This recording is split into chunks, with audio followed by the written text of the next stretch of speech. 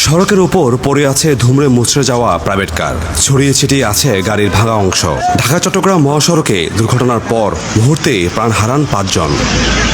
নোয়াখালী সোনাইমুড়ি থেকে পরিবার সহ ঢাকায় ফিরছিলেন রাজধানীর মোহাম্মদপুরের জামিয়া মোহাম্মদিয়া মাদ্রাসার প্রধান মুফতি আব্দুল মমিন। কুমিল্লা বুড়িজং উপজেলার কালাকচুয়ার মিয়ামি হোটেল থেকে খাবার খেয়ে বের হওয়ার পর মহাসড়কে উঠতে যাচ্ছিল তাদের প্রাইভেট কারটি। এই সময় চট্টগ্রামগামী স্টারলাইন পরিবহনের একটি বাস প্রাইভেট কারটিকে ধাক্কা দেয়। মুহূর্তে ধুমড়ে মুচড়ে যায় গাড়িটি। ঘটনাস্থল থেকে উদ্ধার করা হয় প্রাইভেট কার চালক জামাল মিয়ার মরদেহ। আহত অবস্থায় 5 জনকে উদ্ধার করে নেওয়া হয় হাসপাতালে। পরে মুফতি আব্দুল মমিন, তার স্ত্রী দিলা আফরোজ আক্তার ঝর্ণা, মেয়ে লাবিবা ও 6 বছরের ছেলে আরশাদকে মৃত ঘোষণা করেন চিকিৎসক। আমার বোন, আমার ভাগিনী, আমার ভগ্নিপতি, ড্রাইভার, আমার ছোট পাখিনা, 5 জন স্পট ডেট। আমার এক বাঘিনা আবরার হাফেজ, সে হাসপাতালে আছে।